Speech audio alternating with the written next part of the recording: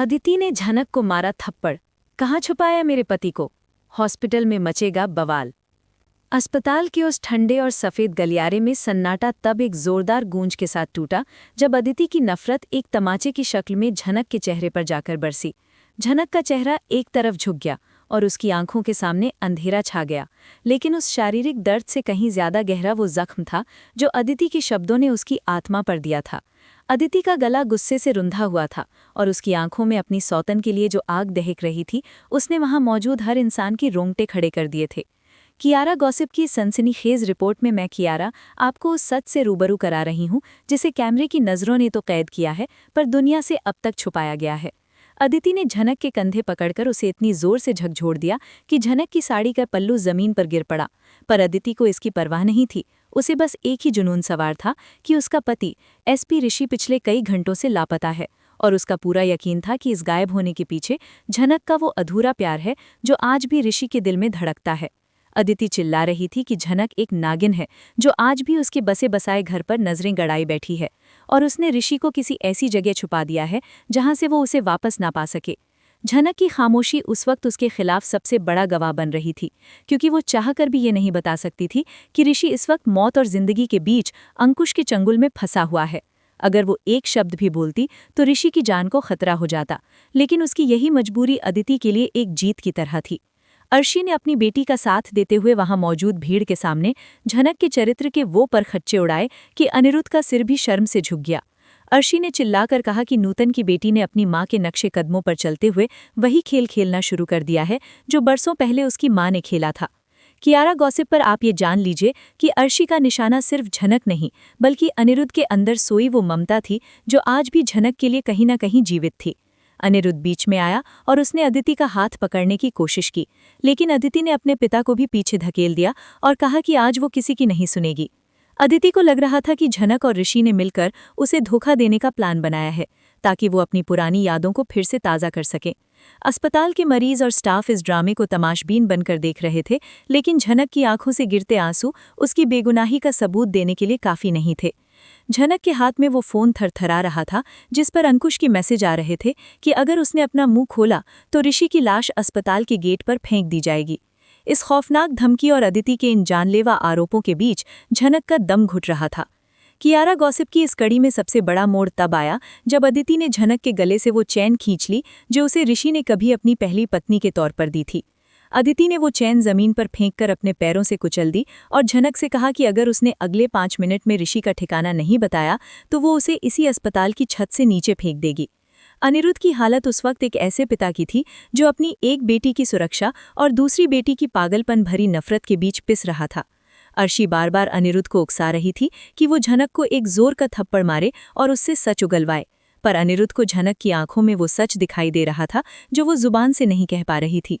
अदिति ने झनक को बालों से पकड़कर दीवार की तरफ धकेला और उसका सिर दीवार से टकराने ही वाला था कि तभी अस्पताल के सिक्योरिटी गार्ड्स वहां पहुंच गए, लेकिन अदिति की रसूख के आगे उनकी हिम्मत भी जवाब दे रही थी। कियारा गॉसिप को मिली गुप्त जानकारी के मुताबिक झनक के मन में एक बार आया कि वो सब कुछ सच सच बता दे और ऋषि को बचाने के लिए अनिरुद्ध की मदद ले, लेकिन जैसे ही उसकी नज़र अस्पताल के कोने में खड़े अंकुश के एक आदमी पर पड़ी उसकी जुबान पर ताला लग गया। अदिति की चीखें अस्पताल के उस वार्ड में किसी खौफनाक मंजर की तरह गूंज रही थीं और अर्शी का हर शब्द झनक के चरित्र पर तेजाब बनकर गिर रहा था। अर्शी ने अनिरुद्ध की तरफ मुड़कर उसे ललकारा कि क्या अब भी उसे अपनी इस नाजायज हमदर्दी पर फख्र है जो वो इस कुल्टा के लिए पाल कर बैठा है। अर्शी के इस वार ने अनिरुद्ध को भीतर तक हिला दिया, लेकिन उसकी नज़रें झनक के उन कांपते हुए हाथों पर टिकी थीं जो बार बार अपने दुपट्टे को जोर से भींच रहे थे। कियारा गॉसिप की इस एक्सक्लूसिव अपडेट में मैं कियारा आपको बता दूं कि अनिरुद्ध को इस बात का गहरा एहसास हो रहा था कि झनक की चुप्पी के पीछे कोई बहुत बड़ी मजबूरी है, पर अदिति के सिर पर खून सवार था। अदिति ने झनक का हाथ पकड़कर उसे घसीटते हुए अस्पताल के उस मंदिर की तरफ ले जाने की कोशिश की जहां खचाखच भीड़ जमा थी। अदिति चिल्ला रही थी कि आज झनक को इसी भीड़ के सामने कसम खानी होगी कि उसका ऋषि के साथ कोई गुप्त संबंध नहीं है और उसने ऋषि को किसी पुरानी रंजिश की वजह से गायब नहीं किया है। झनक के पैरों में जान नहीं बची थी। वो गिरते संभलते अदिति के साथ खींची चली जा रही थी, लेकिन उसकी नज़रें बार बार अस्पताल के उस सीसीटीवी कैमरे और उन अनजान चेहरों को तलाश रही थीं जिन्हें अंकुश ने उसकी निगरानी के लिए तैनात किया था। कियारा गॉसिप पर इस वक्त की सबसे बड़ी खबर ये है कि उसी भीड़ के बीच एक शार्प शूटर छिपा बैठा था, जिसकी उंगली अपनी गन के ट्रिगर पर थी और उसका निशाना सीधा झनक के दिल पर था। झनक जानती थी कि अगर उसने एक भी शब्द सच बोला तो न सिर्फ उसकी जान जाएगी, बल्कि ऋषि को तड़पा तड़पाकर मार दिया जाएगा। अर्शी ने अदिति को उकसाते हुए कहा कि सिर्फ कसम खाने से काम नहीं चलेगा। झनक को सबके सामने ये कबूल करना होगा कि वो एक अपराधी है। अनिरुद्ध ने जब अदिति को रोकने के लिए हाथ बढ़ाया तो अदिति ने चिल्लाकर कह दिया कि आज अगर उसके पिता ने इस औरत का साथ दिया तो वो हमेशा के लिए अनिरुद्ध और अर्शी से अपना रिश्ता तोड़ लेगी। अदिति का ये अल्टीमेटम अनिरुद्ध के लिए किसी वज्रपात से कम नहीं था। वो अपनी चहेती बेटी अदिति को खोने का जोखिम नहीं उठा सकता था और इसी मजबूरी का फायदा उठाकर अर्शी ने झनक को एक ऐसी जगह धकेल दिया जहां से बचना नामुमकिन था। झनक के दिमाग में उस वक्त सिर्फ ऋषि का वो चेहरा घूम रहा था जो अंकुश की टॉर्चर सेल में खून से लथपथ पड़ा था। कियारा गॉसिप की इस रिपोर्ट में सबसे दर्दनाक मोड़ तब आता है जब झनक का फोन फिर से वाइब्रेट होता है और उस पर एक तस्वीर आती है। ऋषि के गले पर एक धारदार चाकू रखा हुआ था और नीचे लिखा था कि अगर विधायक इंद्रनाथ अगले आधे घंटे में जिंदा रहा तो ऋषि का सिर धड़ से अलग कर दिया जाएगा। झनक की सांसें अटक गईं और उसका गला सूख गया। वो चाहकर भी चीख नहीं पा रही थी। अदिति ने उसे झकझोरते हुए पूछा कि वो फोन में ऐसा क्या देख रही है, और जैसे ही अदिति ने फोन छीनने की कोशिश की, झनक ने उसे फुर्ती से अपने ब्लाउज के भीतर छुपा लिया। अदिति का गुस्सा अब पागलपन की हदें पार कर चुका था। उसने झनक को दीवार से सटाकर उसका गला दबाना शुरू कर दिया और वहां खड़ी नर्सें और वार्ड बॉय बस तमाशा देखते रहे, क्योंकि उन्हें पता था कि अदिति शहर के सबसे बड़े पुलिस अफसर एसपी ऋषि की पत्नी और रसूखदार अनिरुद्ध की बेटी है। कियारा गॉसिप पर मैं कियारा आपको ये बताना चाहती हूँ कि अर्शी उस वक्त एक शैतानी मुस्कान के साथ ये सब देख रही थी। उसे लग रहा था कि आज झनक का अध्याय हमेशा के लिए खत्म हो जाएगा, लेकिन अनिरुद्ध की अंतरात्मा उसे झकझोर रही थी। उसे बार बार लग रहा था कि नूतन की बेटी कभी इतनी गिरी हुई हरकत नहीं कर सकती। तभी अस्पताल की बिजली अचानक गुल हो गई और उस चंद सेकंड के अंधेरे का फायदा उठाकर झनक ने अदिति की पकड़ से खुद को छुड़ाया और उस गुप्त रास्ते की तरफ भागने लगी जहां उसे विधायक इंद्रनाथ को निशाना बनाने के लिए बुलाया गया था। अदिति और अनिरुद्ध उसे पकड़ने के लिए पीछे भागे, लेकिन झनक की रफ्तार उस वक्त किसी घायल शेरनी जैसी थी जिसे अपने शावक को बचाना था। झनक अस्पताल की उन संकरी सीढ़ियों पर पागलों की तरह दौड़ रही थी। उसके पीछे अदिति की चीखें और अनिरुद्ध के भारी जूतों की आवाजें गूंज रही थीं जो उसे रुकने के लिए मजबूर कर रही थीं। लेकिन झनक के कानों में उस वक्त सिर्फ अंकुश की वो चेतावनी गूंज रही थी कि अगर वो विधायक इंद्रनाथ के कमरे तक नहीं पहुंची तो ऋषि की सांसों की डोर काट दी जाएगी। कियारा गॉसिप की इस बेहद खास कवरेज में मैं कियारा आपको बता रही हूँ उस खौफनाक मोड़ के बारे में जिसने झनक की जिंदगी को दोराहे पर लाकर खड़ा कर दिया था। जैसे ही झनक अस्पताल के तीसरे फ्लोर के वॉशरूम में खुद को छुपाने के लिए घुसी, उसके फोन की स्क्रीन एक बार फिर जल उठी। इस बार कोई फोटो नहीं बल्कि एक वीडियो कॉल आ रहा था। जैसे ही झनक ने कांपते हाथों से फोन उठाया, उसके सामने जो मंजर था उसने उसके कलेजे के टुकड़े टुकड़े कर दिए। पर्दे पर ऋषि एक कुर्सी से बंधा हुआ था और उसके पीछे खड़े नकाबमुश आदमी ने ऋषि के सीने पर बंदूक तान रखी थी।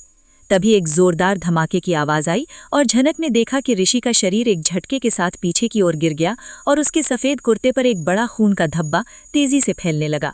झनक के हलक से एक ऐसी चीख निकली जो अस्पताल की दीवारों को चीरती हुई बाहर तक गई, लेकिन उसने तुरंत अपने मुंह पर हाथ रख लिया ताकि बाहर मौजूद अदिति उसे ढूंढ ना सके। कियारा गॉसिप पर आप ये जान लीजिए कि झनक को लगा कि उसने ऋषि को हमेशा के लिए खो दिया है। उसकी आंखों के सामने अंधेरा छा गया और वो फर्श पर ढह गई। उसे ऐसा महसूस हुआ जैसे उसकी रूह उसके शरीर को छोड़कर निकल गई हो, क्योंकि ऋषि ही वो शख्स था जिसने उसे इस बेरहम दुनिया में इज्जत और सुरक्षा दी थी। लेकिन तभी फोन के दूसरी तरफ से अंकुश की वो कर्कश हंसी सुनाई दी जिसने झनक के आंसू रोक दिए। अंकुश ने हंसते हुए कहा कि ये तो सिर्फ एक ट्रेलर था। अगर झनक ने अगले 10 मिनट के भीतर इंद्रनाथ का काम तमाम नहीं किया तो अगली गोली असली होगी और वो ऋषि के भेजे के आर पार हो जाएगी। झनक को समझ आ गया कि जो वीडियो उसने देखा वो एक नकली शूट था जिसे उसे दहलाने के लिए बनाया गया था, पर असली खतरा अभी टला नहीं था। इधर अदिति ने वॉशरूम का दरवाज़ा जोर जोर से पीटना शुरू कर दिया था। वो बाहर से चिल्ला रही थी कि झनक अंदर छुपकर ऋषि से बात कर रही है और अपनी अगली चाल बुन रही है। अदिति का गुस्सा इतना बढ़ चुका था कि उसने वहां पड़े एक फायर एक्सटिंग्विशर से दरवाजे पर हमला कर दिया। कियारा गॉसिप की इस सनसनीखेज रिपोर्ट में मोड़ तब आया जब अनिरुद्ध ने अदिति को पीछे हटाया और खुद दरवाजे को धक्का देने लगा। अनिरुद्ध की आवाज में एक अजीब सी तड़प थी। वो झनक से बस इतना पूछना चाहता था कि आखिर वो इस कदर क्यों टूट रही है। झनक ने अंदर अपनी आंखों के आंसू पोंछे और उस खिड़की की तरफ देखा जो सीधा उस गलियारे में खुलती थी जहां विधायक इंद्रनाथ का वीआईपी वार्ड था। उसने अपने दुपट्टे को कसकर कमर से बांधा और उस छोटी सी खिड़की से बाहर निकलने का खतरनाक फैसला लिया, जहां से एक छोटी सी चूक उसकी जान ले सकती थी। कियारा गॉसिप को पता चला है कि अर्शी इस बीच अस्पताल के डीन से मिलकर झनक को पुलिस के हवाले करने की कागजी कार्रवाई पूरी करवा रही थी, ताकि जैसे ही झनक बाहर आए उसे सलाखों के पीछे भेज दिया जाए। अदिति बाहर से चिल्ला रही थी कि झनक एक हत्यारी है जिसने उसके सुहाग को लील लिया है। झनक ने जब खिड़की से नीचे देखा तो उसे 7 मंजिला इमारत की ऊंचाई से चक्कर आने लगे, पर ऋषि का वो नकली मौत वाला वीडियो उसके जहन में आग लगा रहा था। उसे एहसास हुआ कि अगर उसे ऋषि को बचाना है तो उसे दुनिया की नज़रों में एक कातिल बनना ही होगा। अनिरुद्ध ने जैसे ही दरवाज़ा तोड़ा, अंदर का नज़ारा देखकर उसके होश उड़ गए। वॉशरूम खाली था और खिड़की खुली हुई थी। अदिति ने जब ये देखा तो उसका पागलपन और बढ़ गया। उसने शोर मचाना शुरू कर दिया कि झनक भाग गई है ताकि वो ऋषि को ठिकाने लगा सके। अस्पताल की 7वीं मंजिल की उस पतली सी मुंडेर पर झनक के पैर कांप रहे थे और तेज हवाएं उसके हौसले को डिगाने की कोशिश कर रही थीं, लेकिन उसके दिमाग में सिर्फ ऋषि का वो खून से लथपथ चेहरा घूम रहा था जो उसने उस फर्जी वीडियो में देखा था। कियारा गॉसिप की इस सनसनीखेज रिपोर्ट में मैं कियारा आपको बता दूं कि झनक की हालत उस वक्त एक ऐसे परिंदे जैसी थी जिसके पंख काट दिए गए हों, लेकिन उसे अपनी जान बचाने के लिए आसमान में उड़ना ही था। झनक ने अपने कांपते हाथों से दीवार को पकड़ा और धीरे धीरे उस कमरे की तरफ बढ़ने लगी जहां विधायक इंद्रनाथ मौत और जिंदगी के बीच झूल रहे थे। नीचे अस्पताल के अहाते में खड़ी पुलिस की गाड़ियां और सायरन की आवाज़ें उसके दिल की धड़कनें बढ़ा रही थीं, पर उसे पता था कि अगर वो पकड़ी गई तो ऋषि की जान चली जाएगी। कियारा गॉसिप को मिली अंदरूनी जानकारी के मुताबिक अदिति इस बीच नीचे सिक्योरिटी रूम में पहुंच गई थी और पागलों की तरह सीसीटीवी फुटेज खंगाल रही थी। अदिति का गुस्सा इतना बढ़ गया था कि उसने सिक्योरिटी गार्ड का कॉलर पकड़ लिया और चिल्लाकर कहा कि अगर झनक इस अस्पताल के गेट से बाहर निकली तो वो उन सब की नौकरियां खा जाएगी। अनिरुद्ध चुपचाप अदिति के पीछे खड़ा था। उसकी आंखों में अपनी बेटी के लिए फिक्र तो थी, पर झनक के लिए उठने वाला वो अनजाना दर्द उसे बेचैन कर रहा था। अर्शी बार बार अनिरुद्ध को भड़का रही थी कि देखो, तुम्हारी उस नूतन की बेटी ने कैसे हमारे दामाद की जिंदगी बर्बाद कर दी और अब भाग गई है ताकि पकड़ी ना जाए। अर्शी ने अस्पताल के गलियारे में खड़े मीडिया वालों के सामने ये बयान दे दिया कि झनक का पुराना क्रिमिनल बैकग्राउंड है और वो शुरू से ही ऋषि के पीछे हाथ धोकर पड़ी थी। कियारा गॉसिप की इस कड़ी में सबसे बड़ा ट्विस्ट तब आया जब झनक विधायक इंद्रनाथ के कमरे की खिड़की तक पहुंच गई और उसने देखा कि अंदर सिर्फ 2 नर्सें थीं और विधायक बेसुध पड़े थे। झनक के हाथ में वो छोटी सी जहर की सुई थी जो अंकुश ने उसे दी थी, जिसे सिर्फ एक बार विधायक की ड्रिप में डालना था और सब कुछ खत्म हो जाता। झनक की अंतरात्मा उसे रोक रही थी। उसे लग रहा था कि वो एक बेगुनाह की जान कैसे ले सकती है, लेकिन तभी उसके फ़ोन पर एक और मैसेज आया, 5 मिनट बाकी है वरना ऋषि की आखिरी तस्वीर के लिए तैयार रहो। झनक ने खिड़की का कांच धीरे से सरकाया और कमरे के भीतर कदम रखा। उसकी सांसों की आवाज़ भी उस सन्नाटे में उसे शोर जैसी लग रही थी। कियारा गॉसिप पर आप ये जान लीजिए कि झनक ने जैसे ही ड्रिप की नली को हाथ लगाया, उसकी नज़र विधायक इंद्रनाथ के चेहरे पर पड़ी जो बहुत ही शांत और लाचार लग रहे थे। झनक के हाथ कांपने लगे और उसकी आंखों से आंसू टपक कर विधायक की चादर पर गिर गए। उधर अदिति ने सीसीटीवी कैमरे में झनक को खिड़की के रास्ते अंदर जाते हुए देख लिया था और वो चिल्लाई, वो रही कातिल, वो मेरे ससुर को मारने जा रही है। अदिति और अनिरुद्ध तुरंत उस तरफ भागे, लेकिन झनक उस वक्त एक ऐसी दुविधा में थी जहां एक तरफ उसका प्यार था और दूसरी तरफ उसकी इंसानियत। अदिति की आवाज़ें दरवाजे के बाहर सुनाई देने लगी थी। वो दरवाज़ा पीटने लगी थी और चिल्ला रही थी कि झनक को रंगे हाथों पकड़ो। अर्शी ने पुलिस को फ़ोन कर दिया था कि अस्पताल में एक मर्डर होने वाला है और झनक को देखते ही गोली मार दी जाए। झनक ने सुई निकाली और जैसे ही वो ड्रिप के पास पहुंची, उसे एहसास हुआ कि अगर उसने आज ये गुनाह किया तो वो ऋषि की नज़रों में कभी नहीं उठ पाएगी, भले ही वो उसकी जान बचा ले। कियारा गॉसिप की इस रिपोर्ट का सबसे रोमांचक हिस्सा तब शुरू होता है जब झनक ने सुई को ड्रिप में डालने के बजाय खिड़की से बाहर फेंक दिया, लेकिन तभी कमरे का दरवाज़ा टूट गया और अदिति, अनिरुद्ध और अर्शी पुलिस के साथ अंदर घुस आए।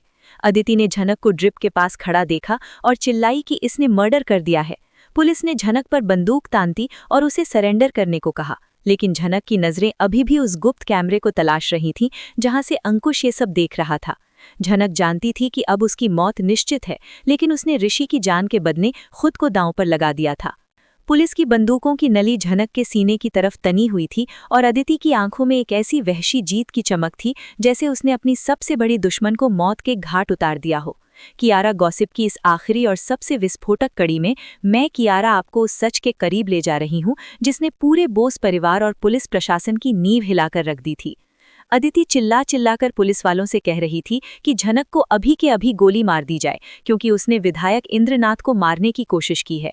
अर्शी ने पीछे से आकर झनक के बाल पकड़े और उसे घसीटते हुए फर्श पर गिरा दिया। उसके चेहरे पर एक ऐसी नफरत थी जो बरसों से सुलग रही थी, लेकिन अनिरुद्ध की नजरें झनक के उन हाथों पर जमी थी जो अभी भी अपने ब्लाउज के भीतर छिपे उस फोन को कस कर पकड़े हुए थे। कियारा गॉसिप पर आप ये जानकर हैरान रह जाएंगे कि झनक ने अपनी जान की परवाह न करते हुए उस गुप्त कैमरे की तरफ इशारा किया जो अंकुश ने कमरे के पर्दे के पीछे छिपाया था ताकि वो मर्डर का लाइव सबूत देख सके। झनक ने अपनी फटी हुई आवाज में सिर्फ इतना कहा कि असली कातिल वो नहीं बल्कि वो शख्स है जो इस वक्त इस कमरे को देख रहा है। पुलिस इंस्पेक्टर ने जब झनक के कहे अनुसार उस पर्दे को हटाया तो वहां लगे हाईटेक कैमरे को देखकर सबके होश उड़ गए। अदिति का गुस्सा अब भ्रम में बदलने लगा था, लेकिन अर्शी ने फिर भी हार नहीं मानी और कहा कि ये कैमरा भी झनक नहीं लगवाया होगा ताकि वो अपनी जान बचा सके।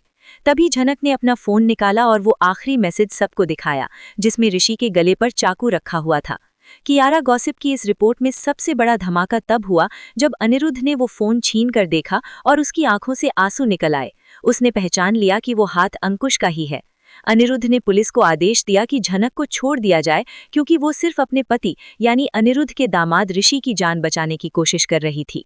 अदिति का चेहरा सफेद पड़ गया और उसके हाथ से वो पत्थर गिर गया जिसे वो झनक को मारने के लिए उठा चुकी थी।